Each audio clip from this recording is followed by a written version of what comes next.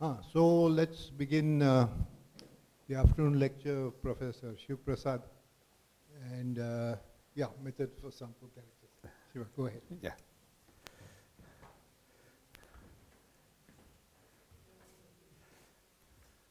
So right from beginning, I have been telling that my talks will be more experimental oriented.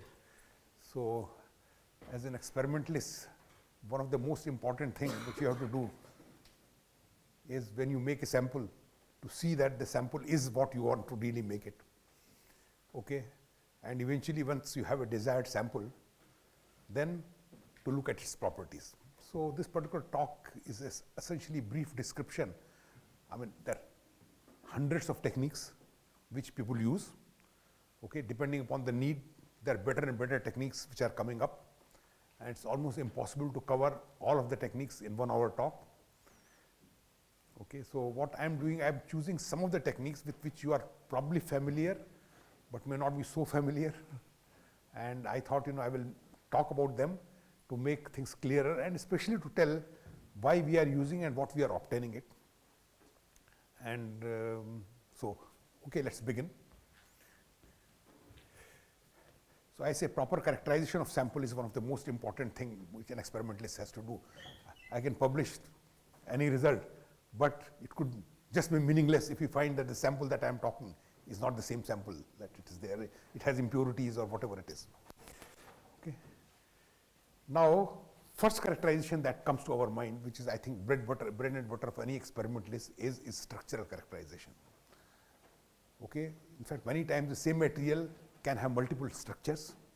Okay, and you might be interested in one particular phase. You may be interested in a different phase, and the material that you have got may be of different phase, different crystal structure. Okay, or it could be a mixture of the two. Okay, but you should be knowing. See, eventually the idea is that when you are making a measurement and publishing it, you should know what sample you have measured, what is there in that particular sample. All right, so that's one of the most important thing which one has to do, the structural characterization. So this is what I have written. We should know that the sample that we are making is really the one that we want. And this is not a simple technique. My former student Prabhu is sitting here, and he has made some manganese ferrite sample, which are one of the most difficult samples to make. And you can see how much he struggled to make a good magnesium ferrite thin film. And to ensure that it's really magnesium ferrite thin film. You make and you get something else, you get some unreacted material, you get some mixture of phases. That's what I've said, should not have any unreacted material or mixture of crystalline phases. And the most common technique that we are using for this is X-ray diffraction. X-ray diffraction, somehow, even my MSc class, I like to spend more time, which most of the people think that it deserves. And the reason for that is that with my experience with the students, I find that this they don't understand so well. And this being so important technique, I think it's important that we should understand what we are getting. So that's the reason I spend a little more time on X-ray diffraction than any other thing.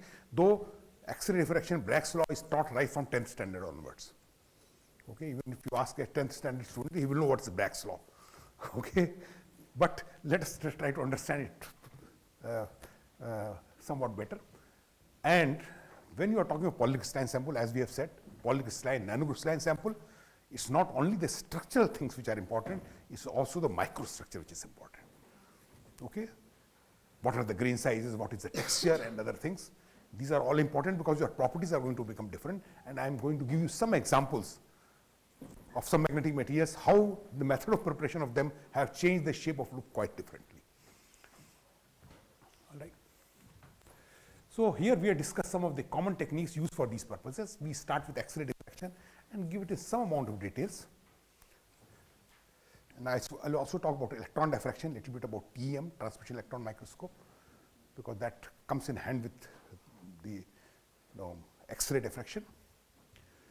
So as I said, that all of us know that the basis of X-ray diffraction comes from the Bragg law.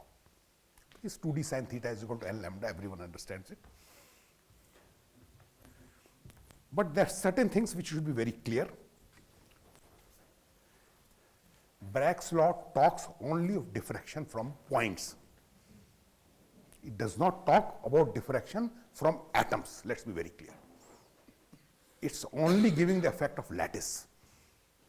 We have already said crystal structure is lattice plus basis. The effect of basis is to be treated separately. Bragg's law assumes that only the diffracting points is points. Okay? Even if you look at the X-ray, actually the X-ray is scattered by the electrons around it. An electron depends on, could be anywhere there, okay, depending upon its wave function. All right? But here in Bragg's law derivation, we are assuming that scattering is being done only by the lattice point. So these conditions have to be modified if I'm having basis. In fact, in a real crystal, I will always have a basis.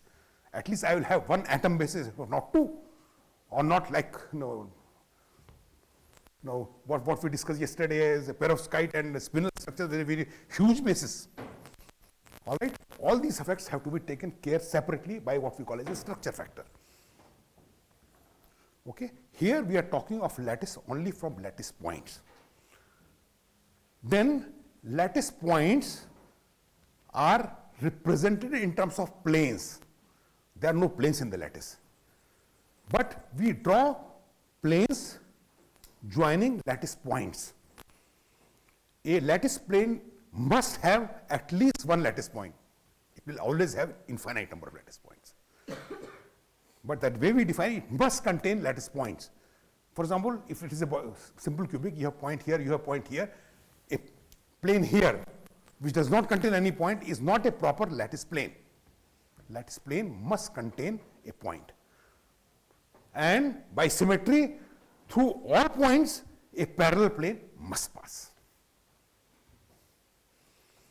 So it's taking the lattice in terms of plane. It's assuming that lattice is a set of parallel planes. All right? Now, there are two conditions which must be satisfied in order that there is a constructive diffraction. Okay, many times we call it reflection because one of the condition is specular reflection, which essentially means angle of incidence must be equal to angle of reflection. Incident beam, reflected beam, and the normal to it must be in the same plane. This is what we call as the condition of specular reflection. And one very standard quiz question which people ask, I remember it was asked in PhD defense of some student. Is there a difference between normal mirror reflection and the Bragg reflection? Yes, there is one, because mirror reflection, if you put a light, there will always be reflection. But here, reflection will take place only if 2d sin theta is equal to n lambda is also satisfied. So if I put just X-ray beam and there were planes, it does not necessarily mean that in the there will be reflected beam. 2d sin theta is equal to n lambda must be satisfied. And d for a particular set of planes is fixed. It is the perpendicular distance between set of two nearest planes. All right, I will give you some examples to explain to you. But I said, but unlike normal reflection, having the condition of specular reflection is not enough. Additionally, we should have 2d sin theta is equal to n lambda, where d is the spacing between the planes and theta is the glancing angle. It's not the angle of incidence. What we call in optics is 90 minus that. This is what we call as the glancing angle of the beam on the planes. Okay. This is what we mean by glancing angle. This is theta. So this theta and this theta should be same. This, and this, normal to it, must lie in the same plane. This is what is the condition of specular reflection. The incident beam, the outgoing beam, and the normal should be in the same plane. All right, I think about this there should not be any doubt. Now let's try to understand this statement. Once a single crystal, let's suppose we have single crystal material, we orient and mount it. Let X-ray beam be incident and let X-ray beam be monochromatic. Then there could be planes like this, there could be planes like this, there could be planes like this, there could be various lattice planes, set of parallel lattice planes inside a lattice. Glancing angle with respect to all of them becomes fixed. I'll give you example. I'll draw some figures and give you examples. All right, and it's different for different set of planes. All right. Once a single crystal is oriented in a particular way and a monochromatic beam of X-ray is incident on this, the glancing angles of all the set of the planes is fixed and is different from one set to the others. So, if it so happens by chance that for one of those planes 2d sin theta is equal to L lambda gets satisfied, only in that condition from those set of planes there will be diffracted beam which will make specular reflection conditions satisfied. Chances of that happening is very, very small, where everything is fixed. You have a single crystal, you have one monochromatic beam, theta is not fixed, theta is also fixed with different set of planes. Chances that 2d sin theta is equal to L lambda gets satisfied is very, very low. I would say 0. One of the variable has to be varied continuously in order to see diffraction pattern.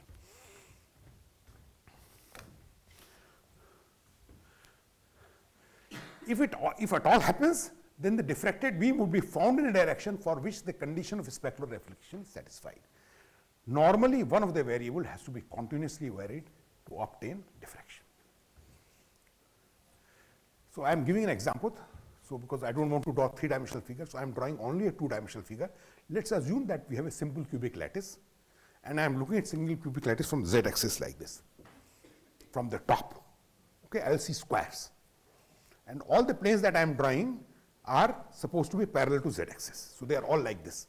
So I am not drawing like this plane. So just to give you some idea of planes. So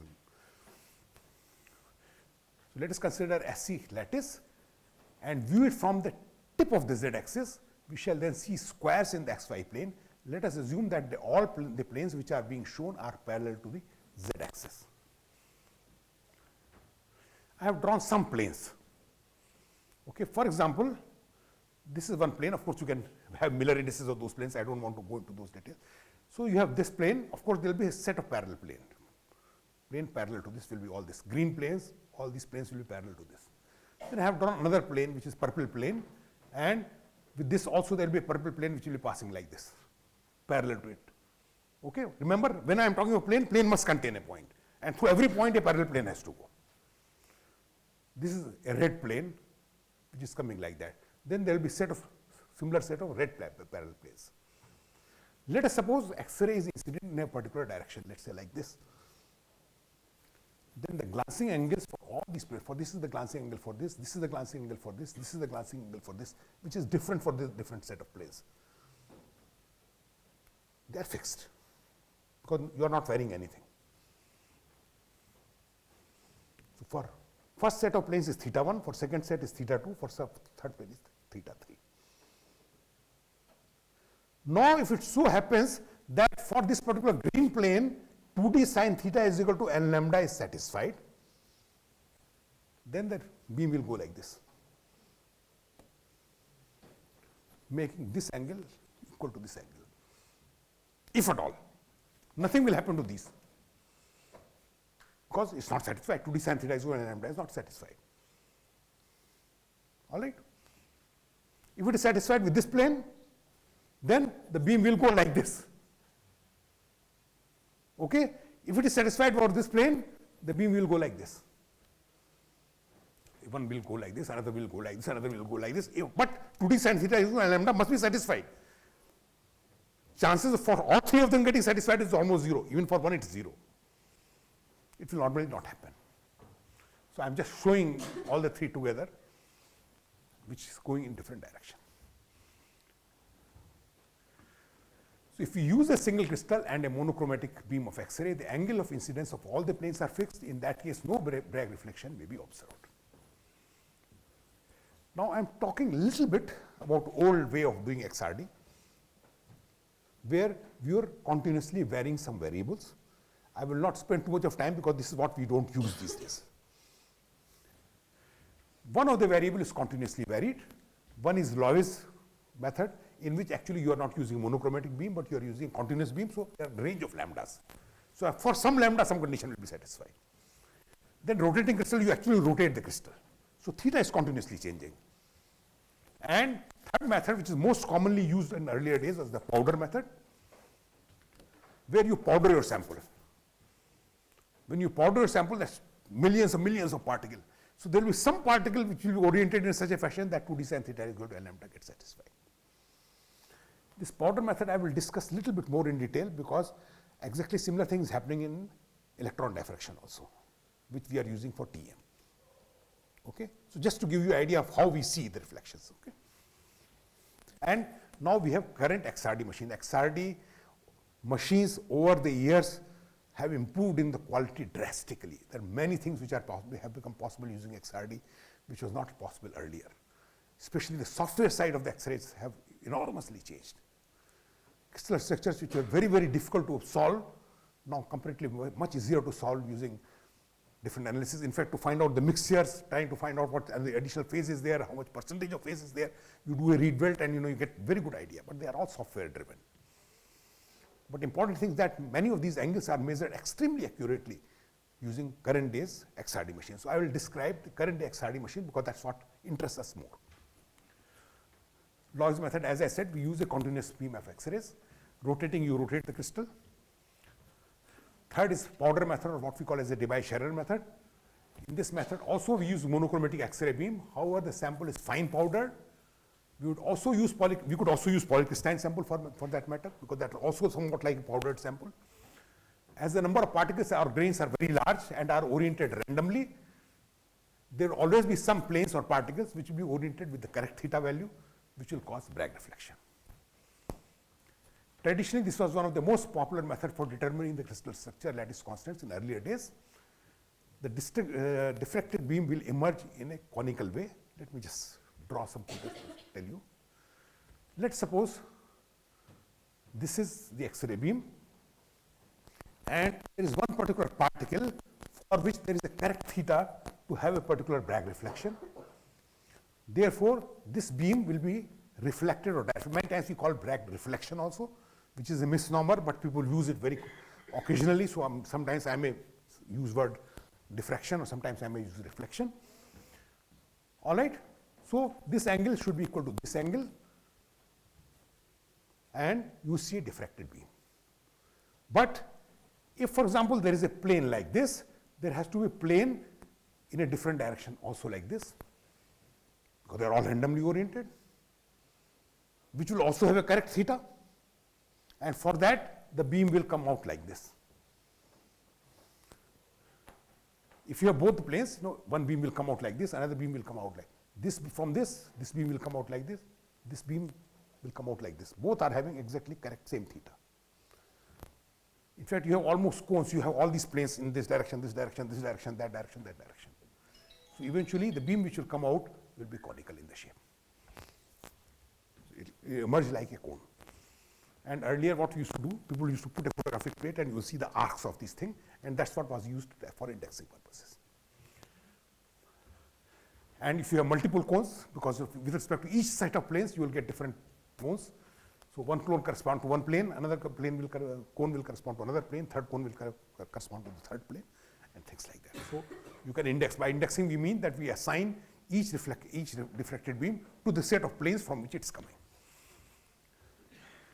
We earlier used a cylindrical camera and put a film which would show us arcs when intersecting these beams. I have done this during my PhD, so this was very common earlier, but now things have become very different.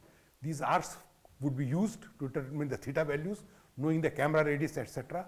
Eventually, you will be able to index those arcs, which planes they are coming. Now let's look at the modern X-ray machines.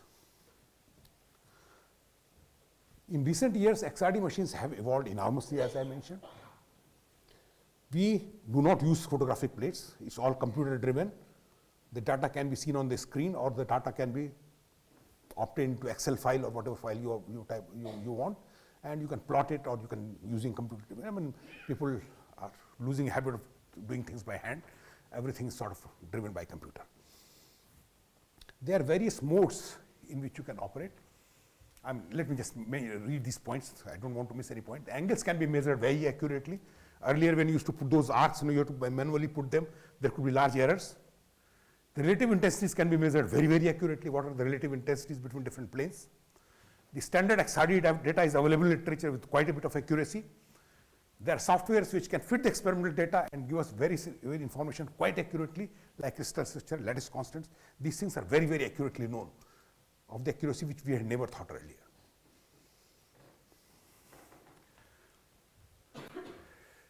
So what I will first describe is the most common mode which we use to obtain X-ray diffraction, which we call as theta to theta mode. See, if you have your sample mount here, okay, the condition of specular reflection is satisfied only for the top surface. We are not looking at any other plane. Let's be very clear. So if this is your sample, let's assume thin film. Thin film is easy to visualize. There is a film here, or you can not have. You can have just surface here. Okay, X-ray beam is coming here. Now, if I am looking only at this particular plane, then I must look. I put my detector so that it makes equal angle on both the sides. All right. As I said, if I keep everything fixed, you are not likely to get any Bragg reflection. So what I do, I keep on rotating this crystal. It's very difficult to rotate X-ray machine. So X-ray machine is always fixed at its own place. It's a huge machine. Okay, so what you do is rotate sample by theta. So you start from particular angle, rotate by theta. And because you want to always satisfy the condition of specular reflection on that particular thing, the detector has to be moved by 2 theta angle. All right.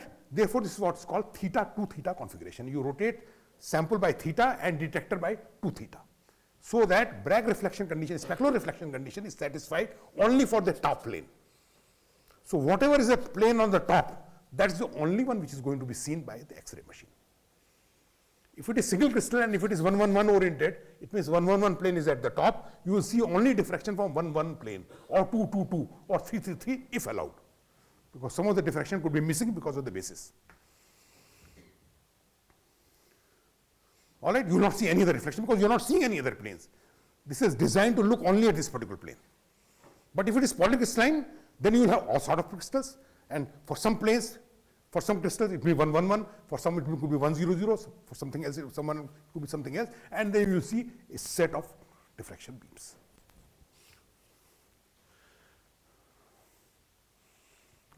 So this is theta to theta geometry for XRD. This is designed to look only at the surface parallel to the sample holder, because the condition of specular reflection is satisfied only for that plane. The X-ray unit is fixed. The sample holder and hence the sample is slowly rotated from a small value of theta to the desired value. You keep on rotating, it's all computer driven. To maintain the condition of specular reflection for the sample plane, the detector has to be rotated with double the angular speed. Hence, when X-ray glances at the sample at angle theta, the detector is at angle 2 theta from the incident X-ray beam. So this is what is the condition. This is your source, this is your plane. So if this is making an angle theta, this has to be angle theta, because this is theta, this is theta. So this detector has to be at an angle 2 theta from this particular direction. In fact, if you look at all the plots of X-ray, they're always plotted as a function of 2 theta. Whenever you are looking at experimental data, in fact, many people are surprised, who are not aware of this. Why you give theta? No, why don't you give theta? Because 2 theta is directly the one which you are measuring. So all X-ray diffraction graphs are plotted as a function of 2 theta. If the sample is single crystal and the plane parallel to sample holder is HKL, then only various orders of HKL plane will be seen if allowed. See, when I say 111 and 222 reflection, 222 reflection means second order reflection from 111 plane. When I say 333 reflection, it means a third order, n is equal to 3. In fact, the condition that we use in Bragg reflection is always 2d sin theta is equal to lambda, not n lambda. N is accommodated in the designation of the plane. Strictly speaking, if you take Miller indices, there is nothing like 222 plane. There should not be any common factor. There is nothing like 333 plane. But in X-ray, we talk of 222 plane because it means second order reflection from 111 plane. N is equal to 2. N is equal to 3, I will call it 333 plane. That's the nomenclature that we use in X-ray. If the sample holder is powder, reflection from all the allowed planes within the range of angle would be seen, depending on how much you are going from which angle to which angle, and what is the source of X-ray you are using. Most common is copper K alpha. Copper K alpha has also two lines, alpha 1 and alpha 2. Okay, most of the lines do not filter it. Okay, so if you look at the line shape that you are getting, you are seeing a small doublet, which for most of the people they don't bother. Unless you are very much interested in very great amount of accuracy, then you have to filter it and then use only one of the two lines. If the sample is polycrystalline thin film with small grain, reflection from all the planes would be seen. If the sample is thin film with a preferential orientation of grains, diffractions from oriented planes would be seen with larger intensities. If they are, as I had mentioned about in the morning about texture, if its film is textured, you see there is a standard intensity charge which is available in computers and all the softwares. Okay, intensities will vary from that particular thing because there is a texture. If there are more 111 planes in comparison to, let's say, 100 plane on the top for a polycrystalline sample, then 111 peak will be more intense.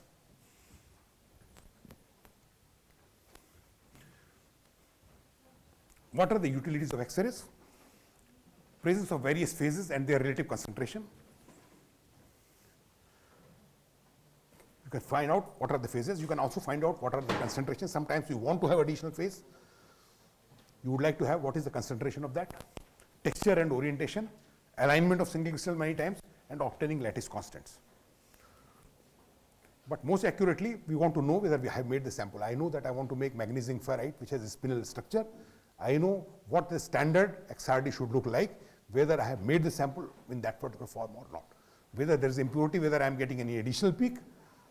Okay, if it is additional peak, I have to suppress it. How to suppress it? Okay, all these things my X-ray will tell me.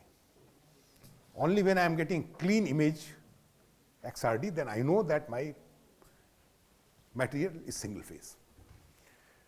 Then we can also determine the structure of unknown material, including lattice constant, which is not always very trivial. If it is cubic, it's somewhat trivial, but you're talking, if you don't know what is the crystal structure, then normally, of course, there are very good softwares available by which you can evaluate and find out the structure. I thought I will give this from some of my very, very old PhD students' data. If you look at, this is strontium ferrite thin film, which is supposed to be the hard ferrite. Unfortunately, the picture is not very clear. I copied from the text, which is not coming out very well. But if you can see that in this particular case, there is a 110 peak, this is 220 peak, which is dominant. And this has happened when you have, these are all sputtered sample and deposited at a very high power of 330 watts. If the same material has been deposited at a lower power as 60 watt, you see 006, 008, 0014, 110, 220 peaks are not seen. What essentially it means that this sample is oriented along 110 direction. So though this is polycrystalline sample, but most of the grains are oriented such that 110 direction is at the top. And in the low power, the sample is oriented such that it's 00L. Okay, which is actually the direction of anisotropy, because it's a hexagonal structure and sees the direction of anisotropy. Okay, I will not go into the details of this particular thing, but you can see the structure. When it's low power, when it was 001 oriented, you see the loop is becoming more squarish because it's an oriented sample. Okay? Therefore, anisotropy is playing a role to make it squared. It's the same material, but deposited in different fashion. Here it's not that squarish.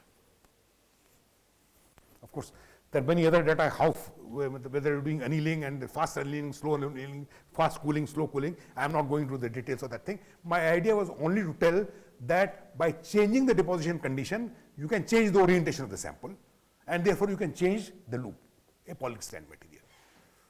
And the result is consistent, the magnetic result is consistent with what you observe XRD. With XRD, you can see that the film is oriented film, and is showing a loop corresponding to an oriented film. This is a square loop, squarish loop. I will not say a perfect square loop, a squarish loop with a large MR upon MS ratio. Because we have been able to orient the sample. It's not single crystal. This is the reference of the paper. It's old paper, 1996. Let me talk about this GI, glancing angle XRD, because this is also one of the techniques which a lot of thin film people use it. If you are talking of really very, very thin films, the problem is that when you are putting X-ray, the total material with which it can interact turns out to be fairly small. And the intensity of diffracted beams turn out to be much small and many times not very easily detectable. And doing a glancing angle XRD is also interesting from many other points. Here, this is also called theta-theta method. Here, you are not looking at the top plane. What you do, you make X-ray incident at very, very small angle. So suppose this is your thin film, you make it glance at very, very small angle, typically of the order of 1 degree or 2 degree. So the X-rays are traversing a long distance along this side, which is big side. This thickness is small. Okay, this dimension is large. Okay, so because your X-ray beam is passing like this, so it's seeing much larger amount of material to give you a decent intensity for your X-ray beam. All right, and it has a lot of flexibility of, you can vary this angle. So, but remember in this particular case, you will not see reflection from the top plane. You will reflections with the planes which are oriented differently. So you rotate this by theta and you rotate this particular thing also by theta. I will show you. So incident X-ray beam makes a very small angle omega with sample plane. This angle can be varied. Position of detector is continuously varied for a fixed omega. It's useful for ultra thin films where interaction dimension increases.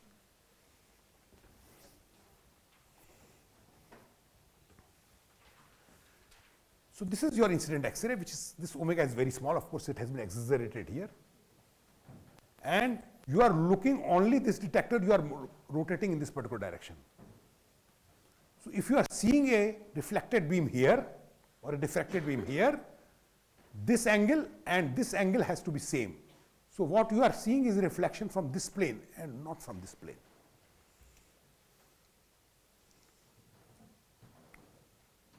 Okay.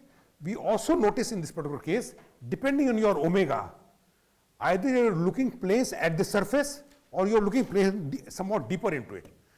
So sometimes it's possible to scan what happens with the sample as a function of thickness.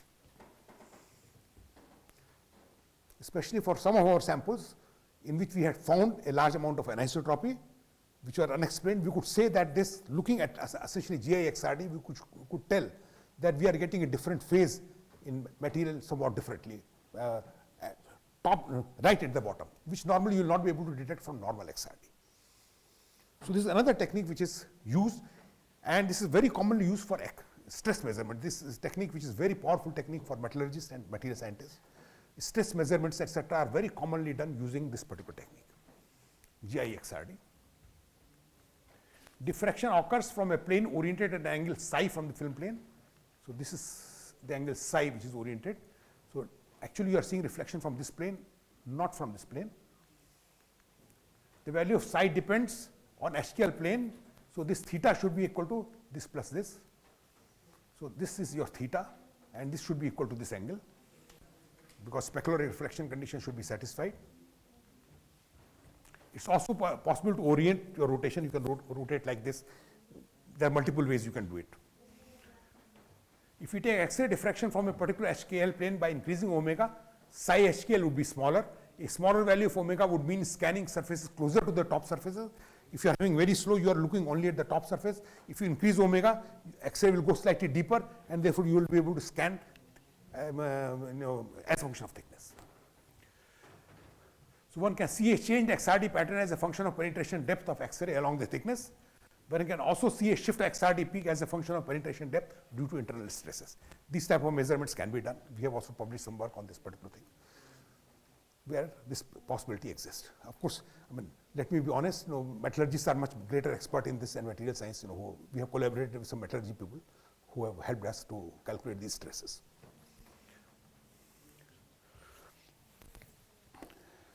The second thing which is very, very commonly used by all physicists and material scientists is Scherer's formula.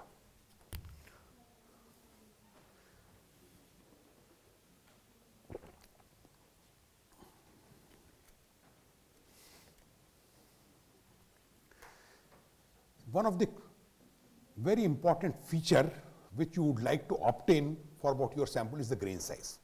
If you are making your if you are making a polycrystalline sample, grain size means the average size of single crystals in a polycrystalline sample. A polycrystalline sample is a collection of a very large number of single crystals called grains. Okay? If I want to take their average size, how you define average size is more complicated. Okay? But if you can find out their average size, average volume or whatever you want to call it, I mean, we generally represent average size only by one single dimension, which is just the length. The average size is that many angstrom or that many nanometers. It's not in the volume thing, but it's only in one linear dimension. So essentially, you look at the top surfaces and then you look what are the different sizes in one dimension. All right. Now, one of the quickest method of getting this particular information, there are multiple methods by which you can obtain this information. And I will describe that particular point a little bit more in detail. Because again, like structure is very important for a material scientist, the grain size is also very important for a person who is working in polycrystalline sample, especially nanocrystalline samples. You have multiple powders you would have made. Okay? You would like to know what is their average grain size or average particle size, because properties would differ depending upon that. Grain size, properties will differ. We have generally, in the morning itself, we have talked about if the grain sizes are too small, the material will become superparamagnetic. We must have an idea of the grain size. So this is one of the quickest method. And this method relies on measuring the line width of the X-ray absorption. You know that whenever we are saying that the wavelength of X-ray is a given number, it can never have exactly that number because of uncertainty principle. Because of time energy uncertainty principle, there is always going to be a width. You can never have a perfect number. You cannot determine to infinite accuracy what will be the wavelength of X-ray. There is always going to be small width, and it depends on what is the lifetime of that particular transition from which the X-ray has come. Somewhere there has to be a transition from which X-ray would have been generated. What is the lifetime of that state? It will depend. Delta E, delta T of the order of H cross. This is the natural line width, which is very, very small. But there is nothing like delta function in nature, which just one value and nothing else. All right? Now, there could be broadening in addition to the natural line width because of other factors. And one of the factors could be the grain size. Only for an infinite sample, and let's suppose there is nothing else like stresses, because stresses etc. also can broaden line width. If there is no other factor to increase the line width other than natural line width, and only we are looking at the finite size, then let's understand why there will be width. If you are having different planes,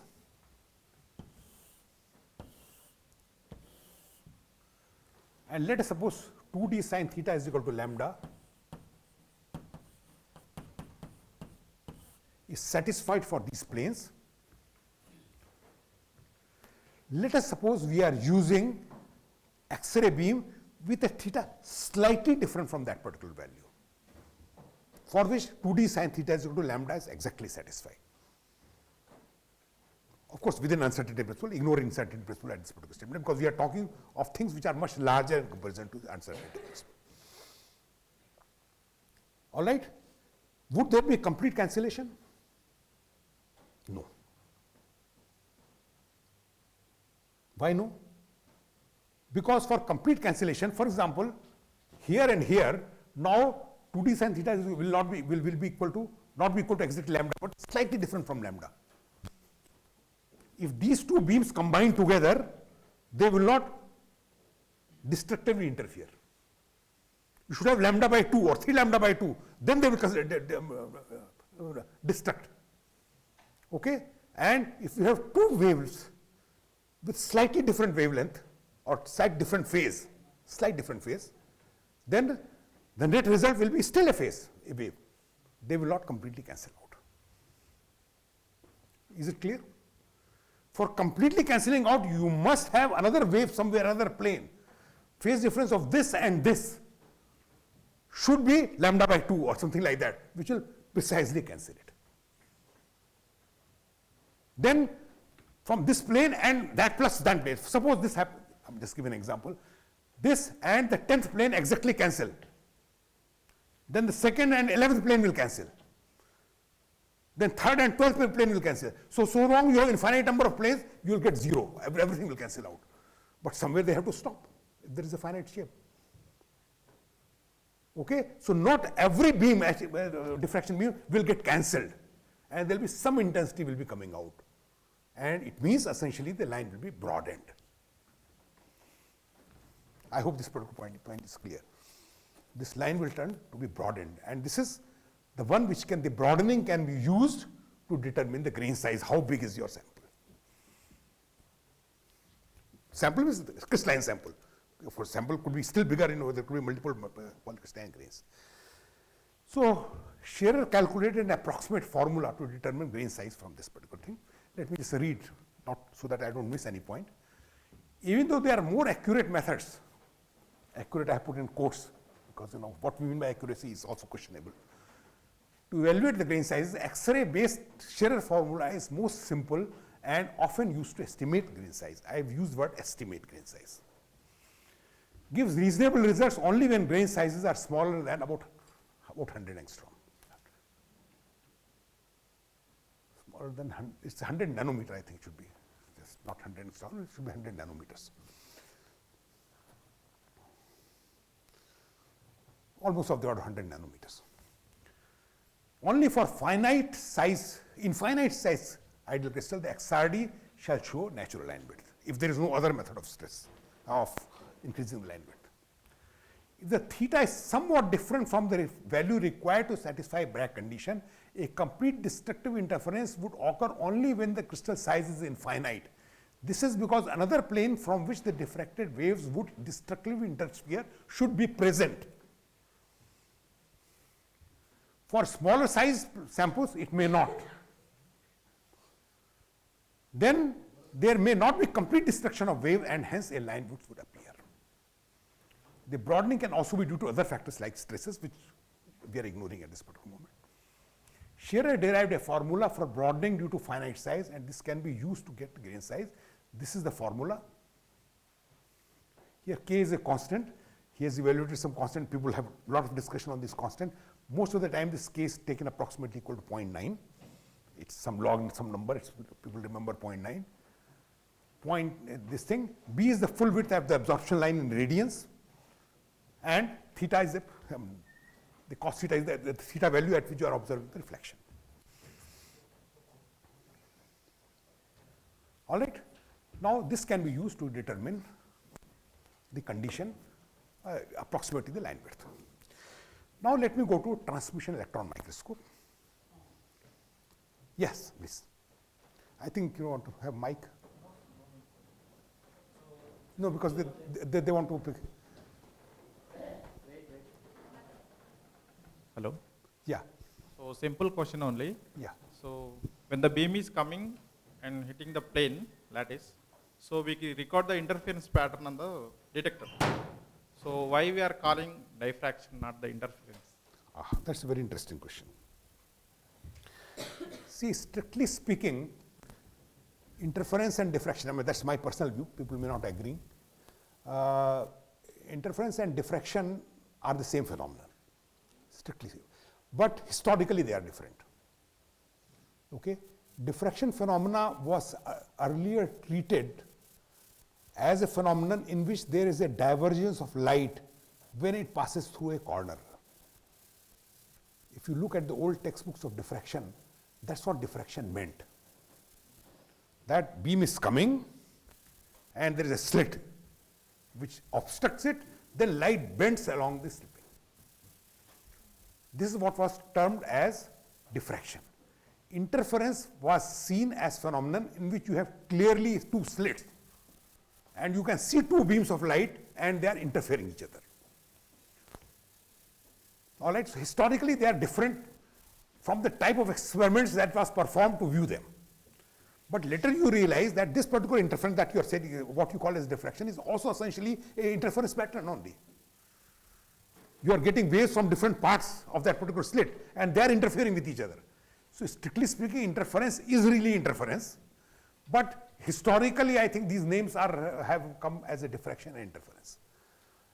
I don't think there is any other, more than this, any subtle difference between interference and diffraction. I mean, we always call single slit diffraction, okay, and we call double slit interference. But we use exactly the same superposition of waves which we use in diffraction as well as interference. I think this is purely because of historical reason. But this is a very good question. But I mean, that's what that's my view on my take on this particular thing. That essentially is the same phenomenon because it's superposition of two waves.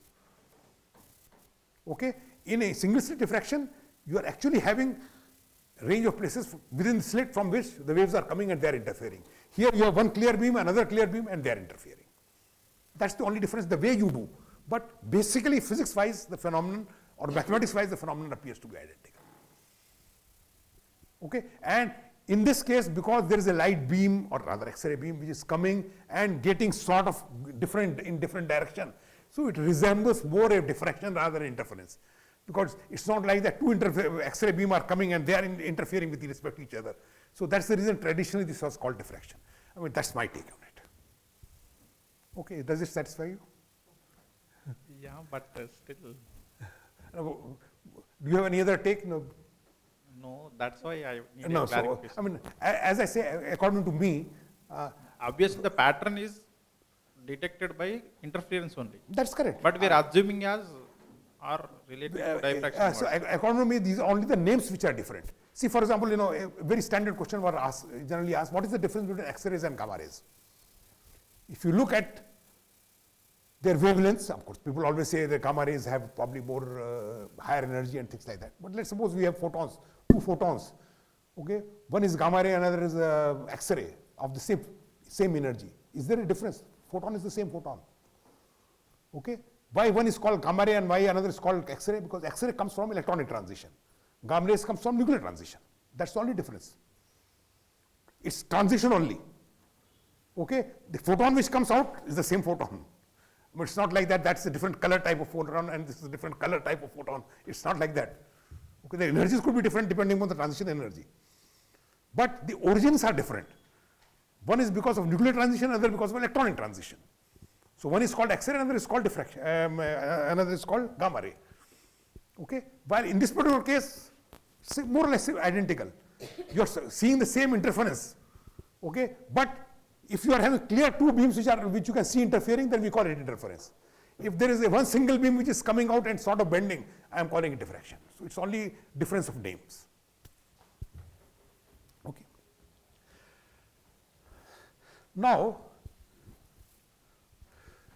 let's look at transmission electron microscope. It's a very, very powerful technique and very good high quality transmission electron microscopes are being available these days, which can give you essentially atomic level resolution. You can really see the atoms, see in the sense that you can take a picture of that. Can give you that high quality values. Let's try to understand what it is. Of course, it's one of the most painful technique. The reason is that the electron, as the name suggests, electron beam has to be transmitted through your sample. All right? Normally it will not transmit. Electrons are so reactive material that even if you take ultra thin film, after all there is a substrate behind it, you will never be seeing an electron beam coming out of it. So you have to thin it down. You have to thin it down to such an extent that electron beam actually gets transmitted through it. And that's a pain. Of course, there are much better techniques available these days. and by which you can do it. How long, Prabhu, will take to make one particular sample for TM? Nearly 3 to 4 days. 3 to 4 days of grinding you have to do to make one particular sample, and if that sample by any chance gets broken, then you have had it. And one of my colleagues who used transmitted electron microscope doing his PhD, he said he tried 200 samples. After that, he could make one sample on which he could take TM when there was no such lapping technique which are available these days. It's really a pain. You ask your PhD students to do TM, that person will cry. Because the beam has to be transmitted through that. And it's a destructive technique. That sample now cannot be used for anything other because you have lapped it completely. Also, though you get huge resolution in this particular sample, you are also looking only at a very tiny area. If your sample is non-uniform, you may be getting information which is totally localized. Okay? If you want at some different part of sample, if it is not uniform, which often happens that when you are making, by spotting samples, uniformity differs depending on which side you have cut the sample. All right? So you are getting highly localized information on one particular point only. But you are getting that information which no other technique will give you, because you can really watch it. So this is what I have written about it. Is one of the most powerful techniques to get information about the sample. Preparation of sample, however, is a pain. Pain is probably a mild word. Further, the technique is destructive. We also look at very small area of the sample. Now you have EFG, electron field, what is called field emission gun, FEG, sorry, source, which can essentially give you atomic level resolution. You can see atoms almost. I don't know whether I have put some pictures. There are two different modes in which it can be operated.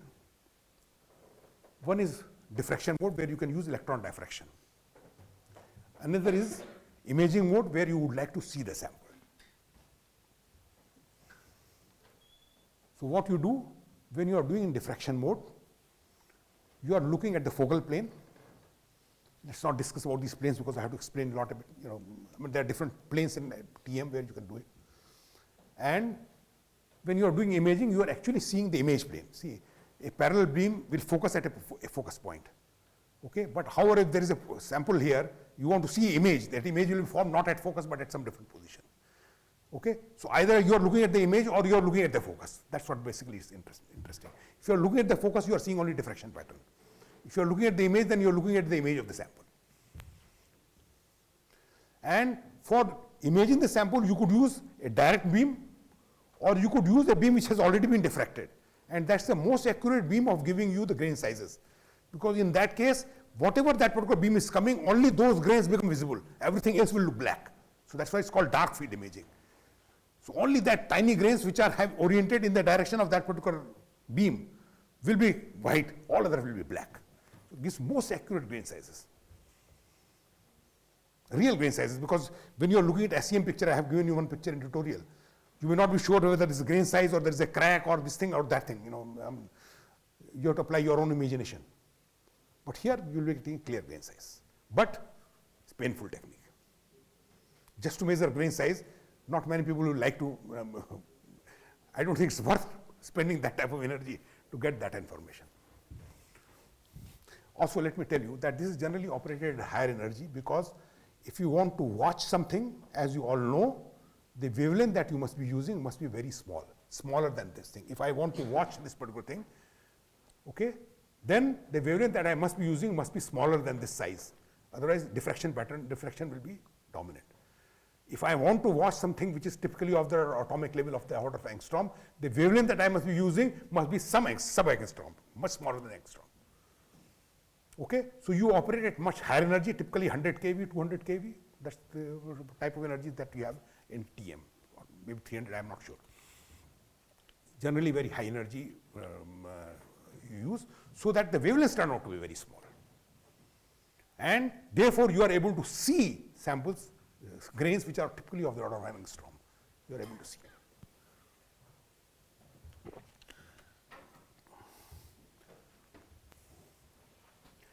As we use the electron beam for imaging, for better resolution, of course I have given the number, we use high energy beams, 100 to 400 kV. Remember, 400 kV is almost relativistic energy.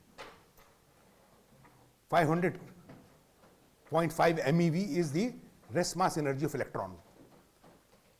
Okay, 500 kV. So you are going to 400 kV energy, so you are accelerating them almost to relativistic energy, relativistic speeds. Okay, but then you will get very tiny wavelength, and that can be used for imaging and watching your electrons, watching your atoms. Sorry. Unlike X-ray, the wavelength of electrons are not very accurately known. Why? I know X-ray has coming out from particular transitions. I know the energy levels very, very well. And probably 4th place of decimal, 5th place of decimal, you can find out the wavelength of the X-rays. Here you change slightly the electric field, the speed of electron will change. De Broglie wavelength will change. Okay, therefore, wavelength of the electron that you are using in a particular experiments are not very accurately known. If you want accuracy in lattice constant, electron diffraction is not the technique. You have to use X-ray, because that you can determine to great amount of accuracy.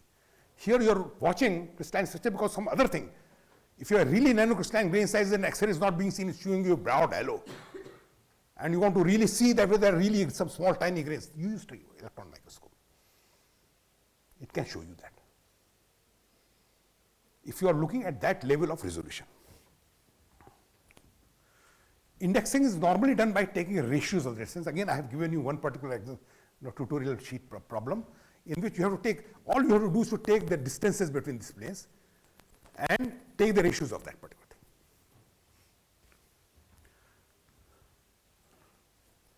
Now, because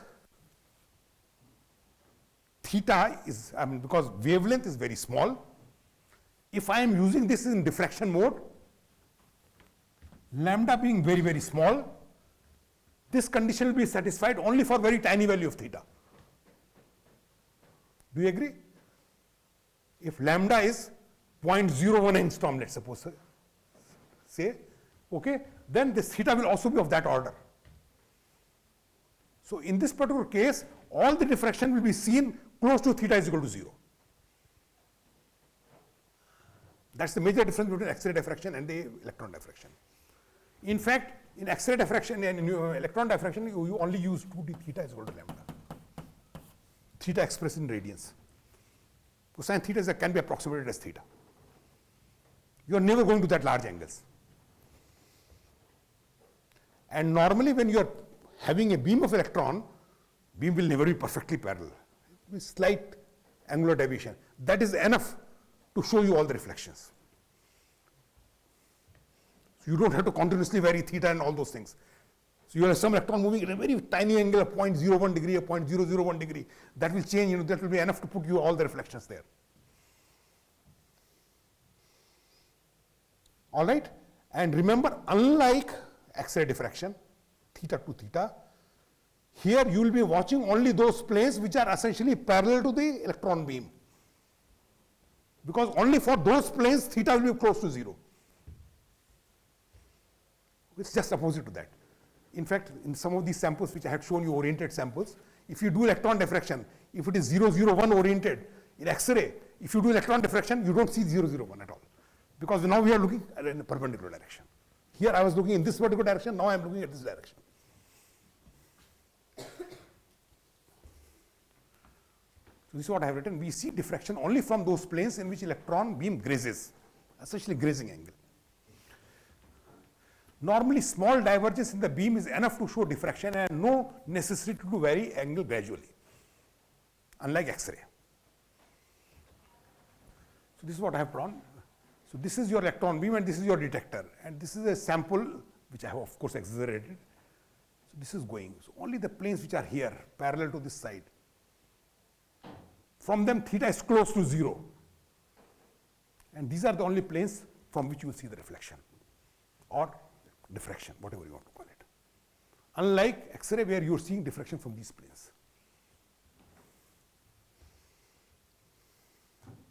Okay. These are typical transmission electron microscope which which were done by some of our experiments. You can see those conical shapes sample. This is a polycrystalline sample. An electron beam is coming, and you can see clear diffraction. These samples many times turn out to be amorphous when you are measuring X-ray, because the grain size is so small that you're not able to see any diffraction pattern. But when you do electron diffraction, you can see that they're crystalline. You can index. You can find out whether you have made your material properly or not. These rings have to be indexed. You know, all these. So you can see there are some impurity phases which are present here. It means the sample was not made properly. Actually, this particular paper was essentially on the impurity phases in yttrium, iron, garnet. All right. Then let's come to third technique, which is scanning electron microscope, where you scan your surface of the sample. Here, because you are looking only at the top surface, the energies are comparatively much lower. The electron energies are typically of the order of 1 to 40 keV, much, much lower energies. All right? You don't want your sample to be destroyed by those higher energy electrons. Of course, there are sometimes problems, especially if you are using insulating sample. There is a charging of the sample, and soon they start repelling electrons.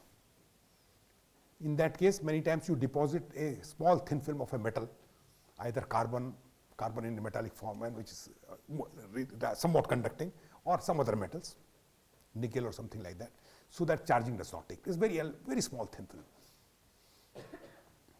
Okay. Now this is operated in two different modes, either secondary electron or backscattered electron. This beam scans the surface. What I mean by scanning electron, the beam actually scans like a TV screen. You scan the different image. It scans and then presents the entire picture. These are secondary electrons, which are lower energy electron. This is most commonly used, which are typically of the order of energy is less than 50 keV.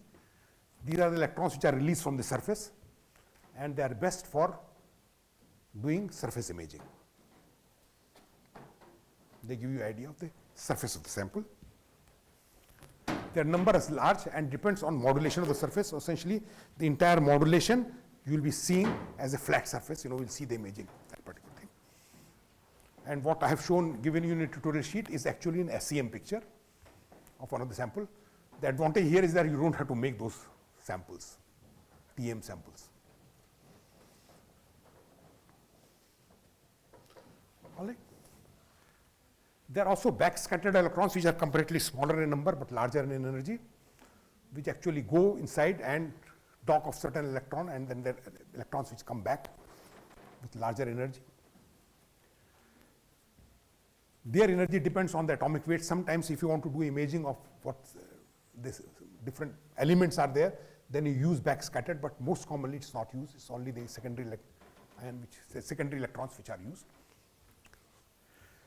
This also gives you a very good method of finding out the composition of the material. That's also one of the very important aspects. For example, you try to make a particular material. Not all, let's say cobalt ferrite, not all cobalt would have gone into lattice. All right, what is the composition of the material? Or some of the oxygen might have left the system. So what you do,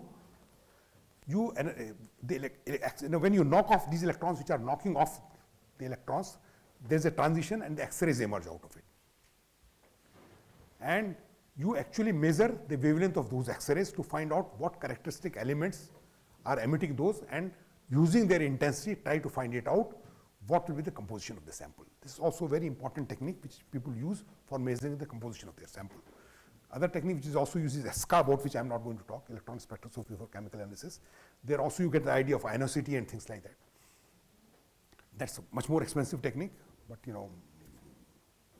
very powerful technique. I am not going to talk about ESCA. It requires a full lecture if you want to talk about ESCA. And also I am not ESCA specialist. I am also not SEM or TM specialist. Most of these jobs are done by our students. And but as I said, as an experimentalist, you should know what technique to use when. That's what is the idea. It's not necessary for an experimentalist to know what happens in every machine.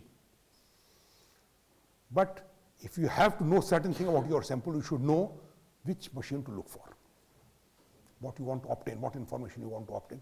As an experimentalist, that's one of the most important training that you get. Okay, I want to get this information. Okay, I must use this particular machine to get this information. Now, it also depends that the X-ray that you are going to absorb, that's going to come out, how accurately you want to determine their wavelengths. There are two methods, one which is called wavelength dispersive, another which is called energy dispersive. Actually, energy and wavelength are related, so we always wonder why we call it energy dispersive and wavelength dispersive. But the basically idea is that energy dispersive, you are directly measuring the energy like a scintillation counter. It just gives you a pulse. So from that you get an idea about what is the energy. But when you take a wavelength dispersive, you actually do another Bragg reflection experiment and determine where wavelengths very, very accurately and very intensely, very, very accurately. So this gives you what we call as electron probe microanalysis, EPMA, which tells you about a composition much more accurately than what is called EDAX.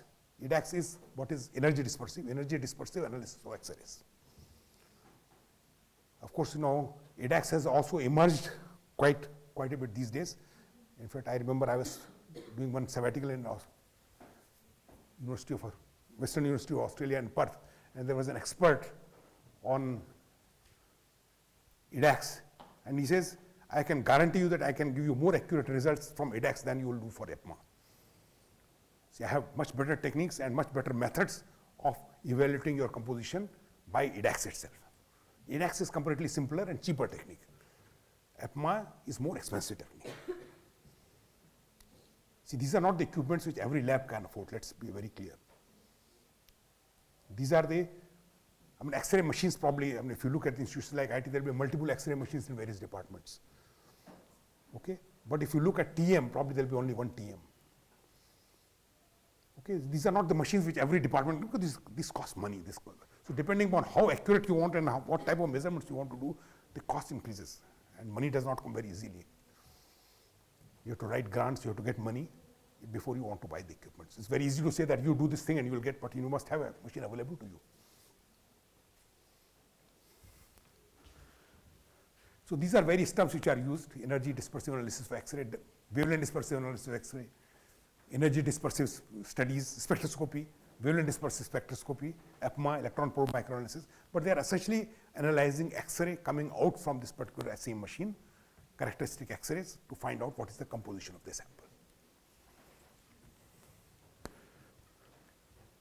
In EDAX, just to give you an idea, uses a semiconductor-based detector like germanium or silicon. X-ray gets absorbed and create multiple electron hole pairs, giving rise to a pulse. Pulse height would depend on the energy of the incident photon. Resolution poor, difficult for atoms lighter than sodium. They will not be able to find out atoms lighter than sodium. Wavelength dispersive analysis uses multiple standard crystals and uses diffraction method to study wavelengths accurately. Much better resolution, but more expensive. Can detect lighter elements, even beryllium or boron. We can go even that accurately. We can even take lighter atoms. Depends on what you want. If your material does not have lighter elements, why you would spend money for getting EPMA?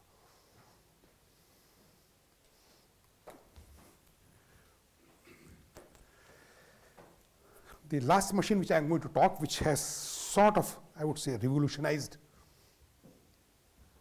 many of these surface studies, is a scanning probe microscopy. And I'm not sure, probably for the first time, they got Nobel Prize for developing a technique. Nobel Prize in 1986 to these people for just creating this particular machine, which has almost revolutionized the nanotechnology area. And the basic idea is this machine is fairly cheap, very easy to operate, tabletop machine. Doesn't require any special setup, clean room facilities, ultra clean room facilities. All right, simple machine, tabletop machine. And if you're not looking at great amount of accuracy, mean, it gives you fairly accurate, it can give you atomic resolution, but it's very heavily computer driven. You don't get that clear images that you get from TM. TM, you can really see samples, dot, dot, dots. Okay, here you see some sort of contour, and from that you imagine that this particular atom here, this particular atom here, but you get atomic resolution. It's a cheap tabletop instrument, not based on any new physics. It got Nobel Prize without any new physics. It's just developing that equipment. Many variants have been developed. Depending on what you are looking for, magnetic, there is a special machine. It's generally called AFM, atomic force microscopy. But there is MFM, there are so many FMs which are coming out. It basically relies on developing a very small, sharp probe which can scan the surfaces as close to as 1 angstrom. Typical atomic sizes of the order of 1 angstrom. A detection system which monitors probe surface interaction. So you are essentially looking at tip, which is very, very fine tip, typically of the order of an angstrom, which is moving very, very close to the sample, and essentially looking at those forces which are there, and those forces are being monitored. Wonderful technique. All right? That is a detection system which monitors probes, small, tiny, at that tiny distance you are watching. A scanner normally piezoelectric based, which can scan the surface with nano size precision. There are various variants, scanning, tunneling microscope, AFM, MFM, etc., etc. So many type of different things have come up. There are various modes in which it can be operated. It can be operated in contact mode. See, when you say contact mode, you have to define what is contact, because you are talking at a level, it does not really mean something touching. It's very easy to say back, you are touching, but when you are looking at the atomic microscopy, you have to define it in terms of distances. You are going very, very close to that distance. What do you mean by touch? There is no touch. These are only the forces when you are coming too close to the atoms. The atoms are interacting. Their wave functions are overlapping. Okay, there is a repulsive force which is being produced. So you are talking at that level now. Okay, when you are in the macroscopic part, you can say this is touching this, but not at that particular level. Okay, so when we say contact mode, it's essentially scanning the surface very, very close to each other. Then there is a constant hide mode, there is a tapping mode, there are various modes. It's highly dependent on softwares. Atomic resolution possible in certain modes. You can get atomic resolution. You can get beautiful contours out of that, from which you can resolve about the dimensions. Now you can get an idea of grain size also from this, because you can see the contours. Now question is, I have described 4 methods by which you can determine grain size. Scanning electron microscope, tunneling, transmission electron microscope, AFM, Scherer, what you use. The fact is that TM gives you the most accurate results, but very difficult to perform. Okay? 90% of the research paper, maybe 90 is exaggeration, but most of the papers in my area that I have come across only use Scherer formula. They may not give you very accurate absolute value of grain size, but relatively they are still all right. And that's so quick. See, anyway, when you are making your sample, you have to do X-ray. Okay, all you do is just take the width measurement and find out the grain size. And most of the experimentalists sort of agreed. Okay, I mean, if you are saying that my grain size is 10 nanometers, it could be 12 nanometers or 15 nanometers, I don't care. But if from annealing from 10 nanometers, if it has gone to 20 nanometers, I know it has become doubled. That particular part I will accept it. If you want me to bet on 10 nanometers, I will not bet. See, even when you're saying average, how do you define what some complicated grains? It's not very easy. See, you have many times columnar structures in these materials, where you have much larger dimension in this direction and very tiny direction on the top, and you're looking only at the top. You're not looking at this dimension on top. Of course, I forgot to tell, transmission electron microscope, you can also do the scanning, the cross-sectional TM. You can cut the samples like this and measure like, you join 2 films like this, cut like this, and look at the cross-section. So you can see those columnar growths also, depending on what you want from your samples. What information are you looking for in your samples? See, many of my students have done cross-section analysis also, especially for YAG samples, where they were really looking at what is happening, what type of anisotropies are getting generated. For YAG suddenly had become very important because of many applications these days. Okay, so these are possible. Now let me talk another 10 minutes some of the magnetic characterization. For magnetism people, the most important thing is to measure magnetization.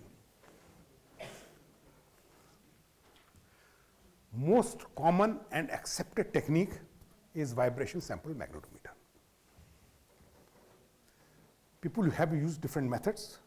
They are not bad, depend upon availability. Many of them are more accurate. But if I look at most common way of doing it, at the number of papers which are getting published, they are using vibration sample magnetometer. Earlier, vibration sample magnetometer was available as a standalone unit, which was originally developed by scientists called Foner. It's also generally called Foner. In our time, when we were students, it used to be only called Foner. But now it's also available by Quantum Designs as a part of what is called PPMS, Physical Property Measuring System. It has multiple facilities, and out of that, VSM is also one of the facilities. All right, and I think most of the current people are buying PPMS rather than buying standalone VSM, because PPMS can measure many other things, and you would rather like to spend little more money and try to buy a PPMS rather than just by buying VSM, which is useful only for one type of measurements. Okay. Then there is I'll explain a little bit about all of them, not too much. There is another technique called squid magnetometer technique, which is much more accurate, much more accurate than the vibration sample magnetometer, which is superconducting quantum interference devices, as all of you know. The problem there is, it's very slow technique. If I give you a sample and ask you to take, this is a part available as Quantum Design, is a part of what we call as MPMS, Magnetic Property Measuring System.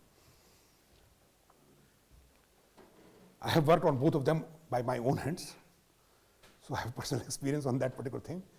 If you take one particular sample, probably it will take you a whole day to measure, to get full MH loop from squid. And it's all automatic. You don't have to, you have to just mount the sample and design a program. It will keep on measuring, but it has to go at every field, stabilize at that field, then measure magnetic moment. I mean, it takes enormous amount of time. In comparison to that, VSM is very fast. Prabhu, how much time will it take to do a VSM sample, one sample? Within 1 hour or half an hour it can be done. That's the amount of difference, you are getting. So, I mean, generally when time is at your, which is always, you ask a PhD student, time is always short. So many things to do in that small time. Okay, you rather spend your time on other things, okay, rather than putting just an MPP. But if you want that accuracy, if your material is not that, you are using paramagnetic material or diamagnetic material, then VSM will not give you a result. Then you have to go to MPMS. So again, depends on, there are people who are using MPMS because they want that type of accuracy. Also, I have found at least the system which I have used for MPMS, it's not very easy to orient the samples because you put in a tube and then you insert it. VSM, it's comparatively easier to orient the sample because many times, especially I am working on thin films, I would like to measure the sample in plane and out of the plane. When you apply magnetic field normal to the film plane and when I apply field in the plane. Because of the demagnetizing effects, I would like to measure in both the directions. So here I am very sure in which direction I am measuring the loop. Sometimes MPMS is not that accurate. Maybe recent MPMS don't have that particular problem, but at least the one which I had worked had this issue. I could not align very surely that I am really applying field in plane. So if I am taking coercivity, it may also have inclusion of because of some anisotropy, because it's not really oriented in normal to the plane. While VSM, these can be very accurately adjusted. There are also methods by which you can measure anisotropy directly, which is called torque magnetometer. I will describe about it. Again, this is not a very commonly available facility. There are some special labs where you get torque magnetometer by which you can directly determine the anisotropy of the material. Okay. Otherwise, you have to do indirect method. I will not be talking about ferromagnetic resonance as a technique because I will give a special lecture on ferromagnetic resonance in the last lecture, because that's the technique in which I have worked quite a bit in my life. So vibration sample magnetometer can be a standalone unit or a part of physical property measuring system. Most common technique, the sample is made to vibrate, causing a flux change in a coil.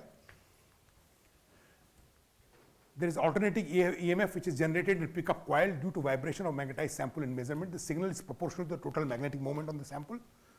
This is something which is very important, you should all know, especially people who are not from the experimental area.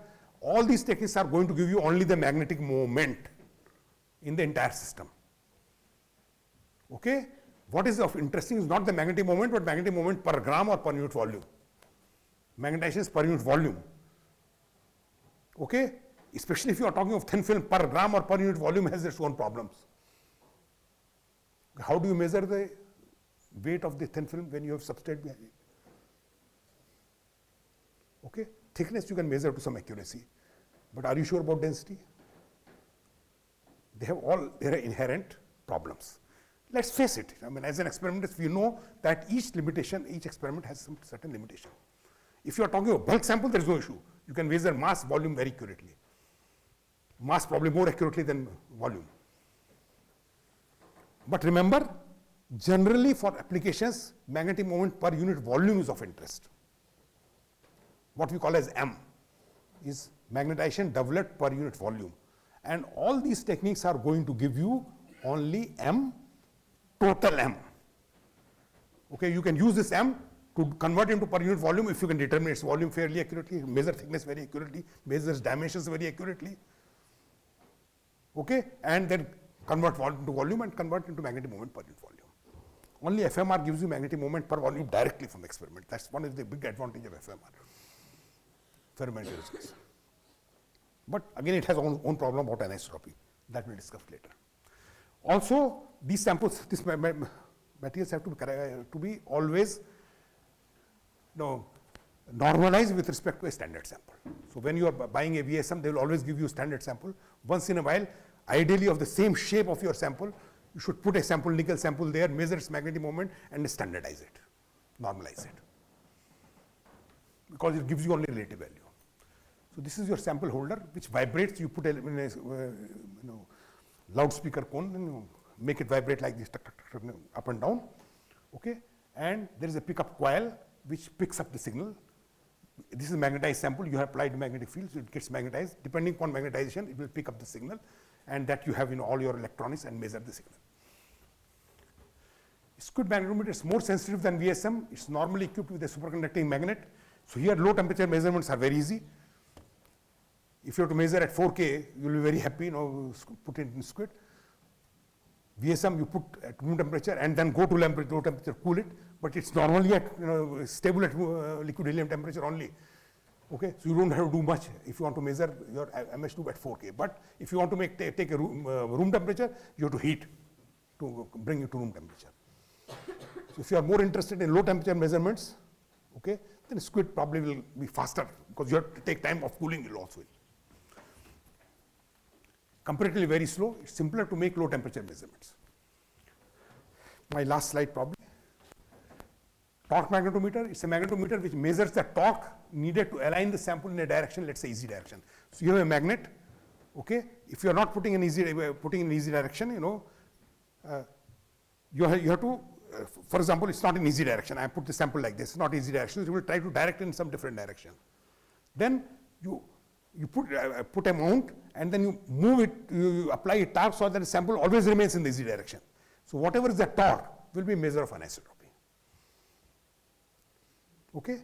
Here you have to do analysis depending upon, again, uniaxial it's much simpler, but if you have a cubic anisotropy, it's a little more difficult. But on the other hand, it's not all that difficult. People who are doing the torque magnetometer measurement, they can measure anisotropy directly. So I think this is the end of my talk of giving is some brief idea of what are the various characterization techniques that we have been using. So any questions, you're most welcome.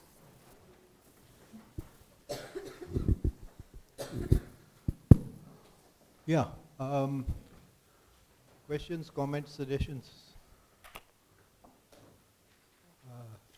very kind of Professor Prasad to do this, because a lot of this stuff which he told you is not written down in books, just from experience.